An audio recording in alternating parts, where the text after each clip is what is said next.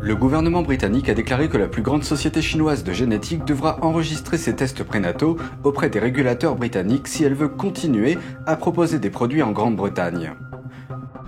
Une mère en larmes mendiant de la nourriture pour son enfant. Des ordres de confinement l'ont maintenu à l'intérieur et isolé des épiceries, tandis que la livraison de nourriture locale a été suspendue. Et un troupeau d'éléphants sauvages rentre enfin chez lui après avoir erré dans le sud de la Chine pendant plus d'1 an. Bienvenue dans Regard sur la Chine, je suis Vladian Mitins. Avant de commencer, je vous rappelle que nous disposons d'une nouvelle chaîne YouTube sur internet, NTD Actualité. Je vous invite à vous y abonner pour regarder les news. Les mesures de confinement continuent d'affecter chaque individu en Chine. Pendant ce temps, les vaccins fabriqués en Chine semblent causer plus de problèmes. Mais avant d'aborder ces questions, jetons un coup d'œil à un troupeau d'éléphants sauvages en Chine. Le 12 août est la journée mondiale des éléphants. Un troupeau d'éléphants sauvages rentre enfin chez lui après avoir erré dans le sud de la Chine pendant plus d'1 an.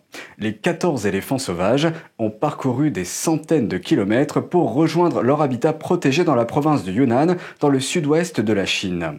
Les responsables chinois de la protection de la vie sauvage ont déclaré que les éléphants avaient traversé un pont en toute sécurité en direction du sud vers une réserve naturelle. Les animaux sauvages sont guidés pour rentrer chez eux à l'aide de routes artificielles, de maïs pour servir d'appât et de clôtures électriques. Pendant des mois, les éléphants ont captivé l'imagination du public, mais ils ont en fait commencé leur voyage dès le printemps dernier. À l'époque, le groupe d'éléphants est parti en un seul groupe. Pendant le voyage, 3 d'entre eux ont quitté le troupeau et 2 autres sont nés en cours de route. Après 1300 km de marche, les animaux approchent de chez eux. C'est également un soulagement pour les habitants de la région. Des vidéos montrent les éléphants qui marchent dans les rues et s'introduisent dans les maisons des agriculteurs pour se nourrir. Quant à la question de savoir pourquoi ils ont entrepris un si long voyage, il y a plusieurs réponses possibles, mais il se peut qu'ils soient à la recherche de plus de nourriture. Vont-ils, eux ou d'autres éléphants sauvages, entamer une autre aventure? Nous en saurons plus dans l'avenir. Les autorités chinoises appliquent des mesures de confinement terribles qui ont un impact sur les besoins les plus élémentaires de certains.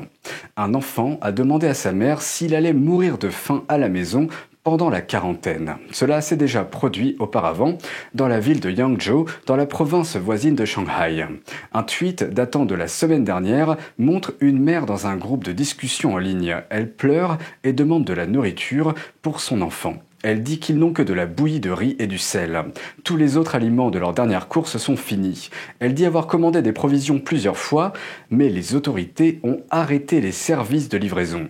Elles ont dit que c'était pour empêcher la propagation du virus. La famille mange de la bouillie de riz 3 fois par jour depuis presque 1 semaine. La mère soupire et demande pourquoi la situation est si dure à Yangzhou.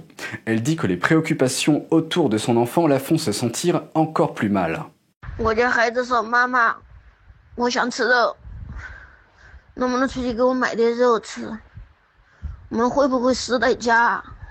我说：“不会的。” Puis elle a supplié les fonctionnaires de leur envoyer des légumes. 小孩天天的吃盐嘛，就稀饭，可怜了我的孩子。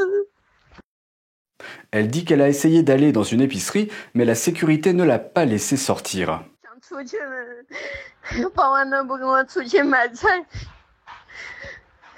我们只能死在家饿死，是不是？你们知道呀？能不能帮忙送点菜给我们吃吗？ Finalement, elle a pleuré de désespoir, demandant de la nourriture une fois de plus. Les habitants du même quartier ont alors promis de lui donner de la nourriture.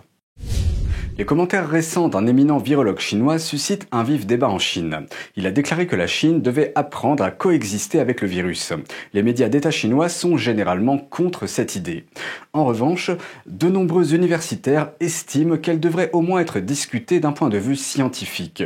Certains scientifiques occidentaux affirment également qu'à l'avenir, la société devra peut-être encore coexister avec le virus. Récemment, le porte-parole du PCC, le Global Times, a publié un article rejetant cette question. Il invitait les Chinois à ne pas se laisser prendre au piège des récits occidentaux. Il affirme que demander à la Chine de vivre avec le virus équivaut à faire un pas en arrière. L'article du Global Times fait suite à un autre article du quotidien du Peuple. Ce média a également critiqué l'idée, la qualifiant de définitivement irréalisable. Les autorités ont même détenu un enseignant pendant 2 semaines pour avoir défendu cette idée en ligne. Mais de nombreux universitaires chinois estiment que le concept ne devrait pas être rejeté aussi rapidement et qu'il ne devrait pas être politisé. Selon eux, les critiques devraient plutôt être fondées sur la science et provenir du domaine médical. Certains affirment que l'opinion du grand public ne devrait pas éclipser celle des scientifiques et que les gens devraient croire la science et non la propagande. Un célèbre chirurgien vasculaire chinois a déclaré sur la plateforme de réseau social chinois Weibo que les humains devront coexister avec les virus. Nous allons maintenant parler de l'approvisionnement en électricité de la Chine. Bien que Pékin ait promis de réduire les émissions de carbone, le pays accélère sa production de charbon pour répondre à la demande croissante en électricité. Il y a quelques jours, la Chine a redémarré 38 mines de charbon fermées en Mongolie intérieure. Les autorités ont également autorisé 15 autres mines de charbon dans le nord du pays à fonctionner une année de plus. Ces mines de charbon devraient produire au moins 40 millions de tonnes de charbon par an. Cette décision intervient alors que la Chine voit les prix du charbon atteindre des niveaux records. La chaleur extrême de l'été a entraîné une forte demande d'approvisionnement en électricité, mais les fournisseurs d'électricité du pays ont du mal à suivre. Dans ces circonstances, les hauts fonctionnaires préconisent de réduire les mesures de réduction des émissions de carbone. Joe Biden prévoit d'accueillir un sommet virtuel sur la démocratie en décembre. Selon la Maison-Blanche, cette initiative permettrait de renforcer la confiance dans la gouvernance démocratique et de se défendre contre l'autoritarisme dans le monde entier. Voici les détails. La Maison-Blanche a annoncé mercredi dernier que le président américain Joe Biden organisera un sommet virtuel sur la démocratie les 9 et 10 décembre. Dans un briefing, le département d'État a expliqué que ce sommet réunirait des dirigeants démocratiques afin de contrer la montée des forces autoritaires dans le monde.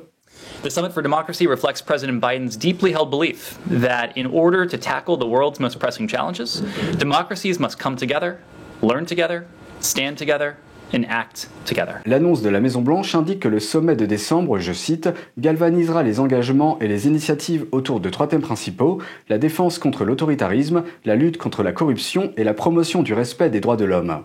L'administration Biden prévoit une deuxième réunion en face-à-face dans un an afin d'examiner les progrès de chaque pays par rapport à ses engagements. Cette action est largement considérée comme un face-à-face avec le Parti communiste chinois et son dirigeant Xi Jinping. Dans ses récents discours, Xi s'est engagé à ce que le parti totalitaire au pouvoir, en Chine, façonne l'avenir de l'humanité à travers le socialisme.